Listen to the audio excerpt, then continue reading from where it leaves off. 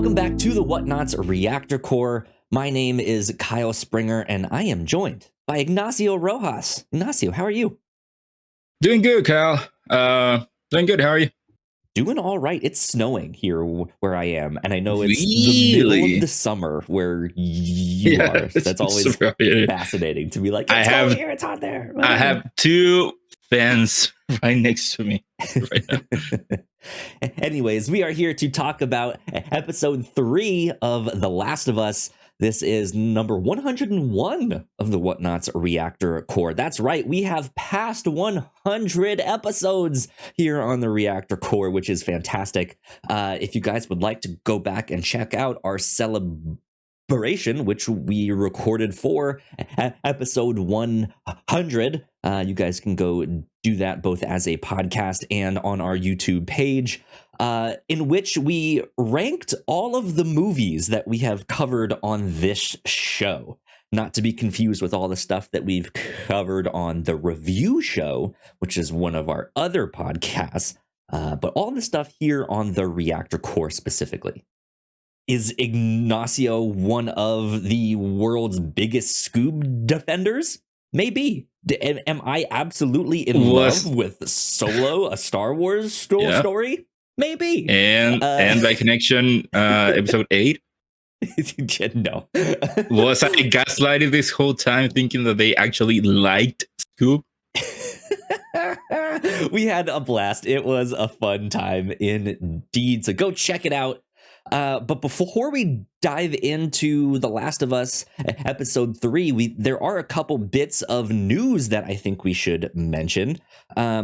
First up, on a bit of a sad note here, let me pull up the tweet so I know her name. The actress Annie Wershing, I believe that's how you say her name, who played Tess in the video game The Last of Us, passed away this past week at the age of 45 from cancer. So that is some sad news to hear. I knew her from Marvel's Runaways. I think she played Carolina's mom, if I'm not mistaken, if I'm remembering that correctly. But yeah, it's sad to see her pass. Which is an unfortunate thing. But on a lighter note, the HBO adaptation of The Last of Us has been renewed for a season 2. So we will be getting some more of The Last of Us. I'm assuming they're going to be exploring the story from the second game. I know there has already been some rumors swirling out there of, so-and-so got cast as this person and all that good stuff. So we shall see in the near Personally, future here. I hope that they leave part 2 for an eventual season 3 of the show because of the time jump between parts 1 and 2. I think that Bella Ramsey already looks so young, and so I think that if you do part 2 right away, it will be less believable, that time jump. And I think that it would, with what they have done with season 1, filling in the gaps of what happened before Last of Us Part 1, I guess. Mm-hmm. I think that it could be a good opportunity for them to fill in the gaps between parts 1 and 2. Interesting. And then you save like part 2 for a season 3 where hopefully Bella Ramsey is already looks at this older. From what I understand, I think season 1 of the show is covering the entirety of the first game, but I could be wrong on that. So I'm pretty sure it is. So yeah, like I know there is a time jump between the first and second game. I don't know if that's necessary though. Of course, it happens in the second game, but I don't know if you need, like, it's necessary to have that time jump to tell that story that they did there. But who knows? We shall see. Necessary, but I think because of the age. Sure. Yeah. Ellie Part 2 looks considerably older than Ellie Part 1. Agreed. But let's dive into episode 3 here. Ignacio, what did you think? It was good. It was very good. It's not what I expected at all. Yeah. But it was a good story, somewhat self-contained. It doesn't really affect that much the overall plot of the show, except for the part, of course, that happens at the beginning of the end. But the meat and bones of the whole episode was very, very much a self-contained story of the apocalypse type of story, and I think it was a very good one. Yeah. I liked it. I agree. I loved this. I know a lot of people are out there being like, "This is one of my favorite episodes of TV of all time." I shouldn't give it a 10. And I don't necessarily disagree with them. I think this was fantastic. I definitely teared up and cried by the end of it. Man, I loved this a lot. I think this was a very interesting change from the game and the behind the scenes thing at the end of this. They did mention that this was one of, if not the biggest change to the game, or to this adaptation. So I'm interested to see what exactly that means for the future. Like you said, this is fairly self-contained. We don't really go back to Bill and Frank's house, since the story is taking them out west. So I don't think it's really going to have repercussions on the rest of the story. But man, it was beautiful. It was great. It was so much more sad than I think what happens in the game. Oh yeah. And I was not expecting that. I was still expecting the like opening scene thing like we've gotten in the past too, where they're just figuring out like what the infection is and how it's spreading. But we did not get that. And in fact, this one started out in modern day with Joel and Ellie in the forest. I don't have enough good things to say about this one here. So talk to me about Frank, because in the video game, we don't really get to see him. He's already passed away in the game, and we kind of learn his story by picking up these pieces of paper scattered in their house here. What did you think of getting to see him and have him be in these scenes? So Frank is fundamentally very different from the Frank from the game. If you remember, you never see him. The only time you see him is at the very end of Bill's town section, where he actually hanged himself, because quite opposite to what we get in this episode, Frank at the end just couldn't tolerate living with Bill. So he wanted to escape, that failed, and then he just took his own life. And so, yeah, the Frank that we get here is fundamentally very different, and it served more as to give us a story of two polar opposite people in and how they cope with a situation like the world basically ending. Right. Whereas Bill, he is, I forget the word he uses for himself when he is with Joel. Like he is a survivalist. Someone that's prepared. I don't remember the word that he used, but he is very much the deep state is out there. The government is all Nazis. Well, they are Nazis, yeah, but not before. It's like they are and now. All that stuff. They are now, and he has the stack of weapons, and that's the type of guy. You understand how he could survive on his own and create his own self-contained community of just himself. And then you have Frank coming in, and Frank being more of the scene. I don't know if it is very much seeing the good in people, but being way more outgoing and trusting people. Like he made the whole him making friends with Tess through the radio, and then was funny to me that the dichotomy of the world has ended. It is very post-apocalyptic. Everything is destroyed. And then you have here these 4 people just out in the lawn, Having a meal, having a meal, picnic, right? just as it's not if nothing happens for them. And so I like that dynamic of very much 2 very different people finding each other and Bill kind of evolving or changing because of that, and then having that end of them ending their lives in their own terms together. Yeah, it's interesting because in the game, yeah, they do seem like they were in love, but they bickered a lot. And I think you're right that they got on each other's nerves. And I never got the feeling that Frank took his life because he was fed up with. No, he was. Did he never find the note? I'm sure that that factored in, but I think it was there was a note. That was why he took his life. But I feel like it was because he was just just the way the world is. Like he wanted to be more outgoing and invite people in and help other people, and Bill wouldn't let him.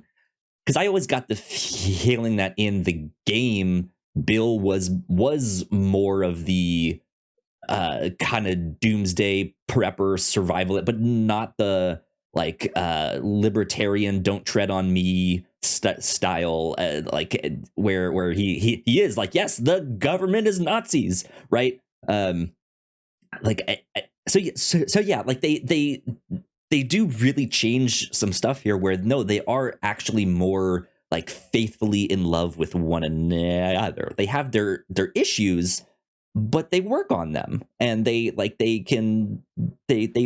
least made friends with Joel and Tess, right? And they have someone that they communicate with. But yeah, I think just by the end, like Bill's Frank's sickness is just taking his toll, and just being like, I can't do this anymore here. And man, Nick Offerman, fantastic job playing Frank. Or God, I keep messing up their names. Yeah, fantastic job playing Bill. If this does not win some kind of awards down the road, I will be very surprised. Because man, yeah, I thought this was fantastic. Fantastic stuff. Good things to say. I have the note here if you want to hear it. Sure, yeah. So the note reads, well, Bill, I thought you'd ever find this note because you were too scared to ever make it to this part of town. But for some reason you did. I want you to know that I hated your guts. I grew tired of this shitty town and your set in your ways attitude. I wanted more from life than this, and you could never get that. And that stupid battery you kept moaning about, I got it. But I guess you were right. Trying to leave this town will kill me. Still better than spending another day with you. Good luck, Frank. Wild. Yeah. Yeah. So he didn't take out his life because of Bill. I now remember, because of trying to get out, he got bitten, and I guess he preferred to take out his own life than become a zombie. But yeah, he was done with Bill. That's wild. Yeah, that was definitely a big change there. But yeah, I enjoyed all of that stuff. I do have one more thing that I want to talk about here, but I want to preface this that there will be some discussion of what happens at the end of The Last of Us here. So if you don't want any spoilers, you might want to skip this section, maybe even consider this the end of our reaction, unless so you have something else that you want to toss in there before I wanted to talk about the not the beginning, but when Joel and Ellie are just walking through the street. My stuff is close to that too. It's when she's messing with that zombie. No, I was going with that. When she sees the grave. Sure, yeah. Start with that, because I'll save these spoilers till the end. No, so first, I'm glad that they gave a little bit of context as to how the outbreak just happened in one day. Yeah. Again, one of my we talked about it last week. I think that one of the things that I like about The Last of Us is that it is, even though it is a zombie apocalypse, it is still trying to be very grounded. That's why you get a very scientific explanation as to why humans are turning into zombies because of this very real cordyceps thing. And then now with the show, you get to see how it happened with the scientists in episode 2. And I'm just that they once again Joel addressed it as to how everything went to shit in one day, how that whole explanation that he gives to Ellie. Again, I like that. I like them actually giving an explanation that makes sense as to why it is in one day that everything goes down. And then just that whole scene where Joel tells her, "Hey, let's go through the woods because I don't want you to see what's up ahead." And you don't know what it is, but then you get there and it is just this mass grave. And the explanation that he gives as to, well, when this happened, they were trying to get them to the quarantine zone, and then once they didn't have any more space, they just killed them. And Ellie asks, well, why would you kill them? Well, that people cannot spread the infection. Yeah. That whole scene is very, very powerful as to the state of the world and how hopeless it seems and how fucked up it is. True. Very true. Everyone is going to be talking about the Bill and Frank story, but I think that this scene also deserves to be talked about. Yeah, I liked that scene too. I was expecting it to be more something personal for Joel, that he did that to all those people or something like that. So the explanation was not what I expected. I still thought it was a very good explanation. Fucked up, right? Like all that stuff sucks. Or like maybe he knew someone on that stuff there, but yeah, I thought that stuff was good too. I think Ellie constantly being like, "So can I have a gun?" was a good thing to add in. And again, one last thing is that this whole beginning section with Joel and Ellie, we talked about it a little bit last episode, but Bella Ramsey's portrayal of Ellie is spot on.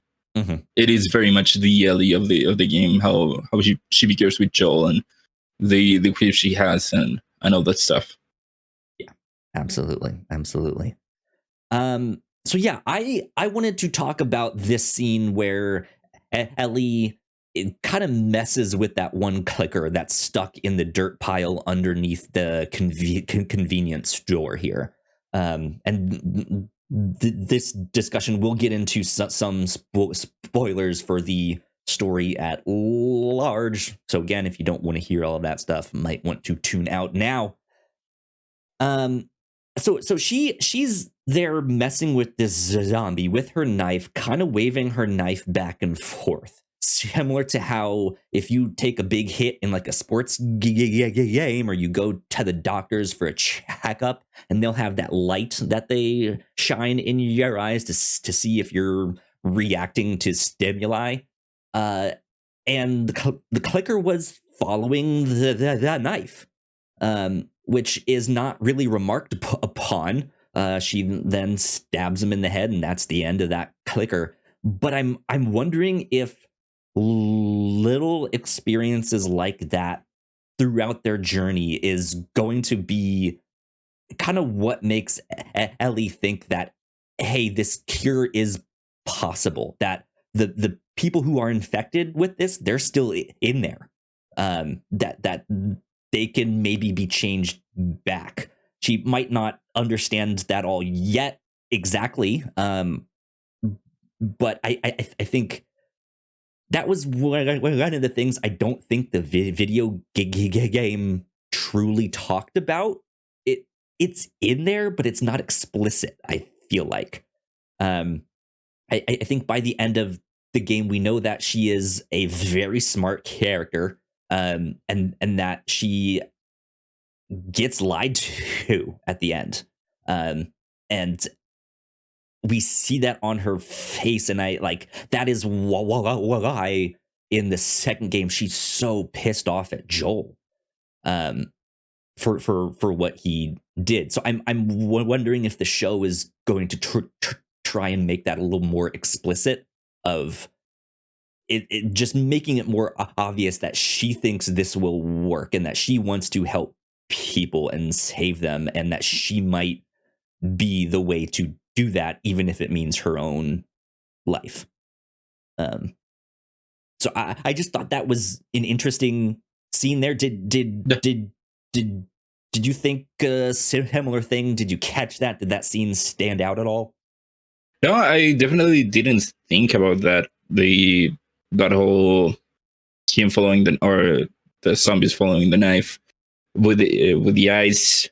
I didn't get that. Yeah, that it is pretty much kind of like showing to you that there is still someone in there, and while the game brought it up sometimes, it was never actually something that got explored. So I wonder if they will actually explore it with the show. Yeah, could Very be an interesting thing for sure. Well, there you go. That's all I have to say on episode 3 of The Last of Us. Do you have any other final thoughts you want to? Yeah, I have one final one. Sure. I wonder if we'll get bloaters in the show. They have hinted at them. I hope we do. I have 2 reasons that would lead me to believe that they might not. So the first one is that the bloaters are very tied into the whole spore thing. The disease spreading through spores, because that's how the bloater attacks mostly. And then the other thing is that if you remember from the game, the first time that you encounter a bloater is in Bill's town.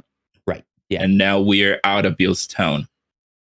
So I wonder if that tells us that there will not be bloaters. Because you also got the conversation in last episode where Ellie just keeps asking about, is there a zombie that shoots spores at you and whatever? And they kind of brush it off as it is a reference to the game, but we're not going to do it. At least that was the impression that I got. Interesting. See, I took that as foreshadowing. That because the next one that she says, the zombie that cannot look, that cannot see but can read up your face, that was a foreshadowing for that episode. Yeah. But yeah, I mean, who knows? We might. I hope we do, because I would like to see different kinds of clickers, like they have in the game, and it is especially to see how they fight and encounter them, right? Because in the game, it's so important to have a knife, to have a shiv, and they don't always have that. So yeah, I mean, we'll see. I think we will, because right now we've really only gotten one good look at a clicker, and so I hope we get some more. That'll be very exciting, very intense. Good stuff. Cool. Well, there we go. That's our reaction to episode 3 of The Last of Us. Ignacio, where can the people find you on the internet? They can find me on Twitter at Ignacio Rojasb. That's IGNACIOROJASB. There you go. And you guys can find me at Yo Kyle Springer. If you'd like to stay up to date with all of the stuff that we do here at the Whatnauts, we are at the Whatnauts on Twitter. So please go like, share, and subscribe. You guys know the deal with all of that. If you're watching the YouTube version, we have some more videos over there for you all to check out. But that is it for number 101 of the Reactor Core. We will see you all next time. Bye.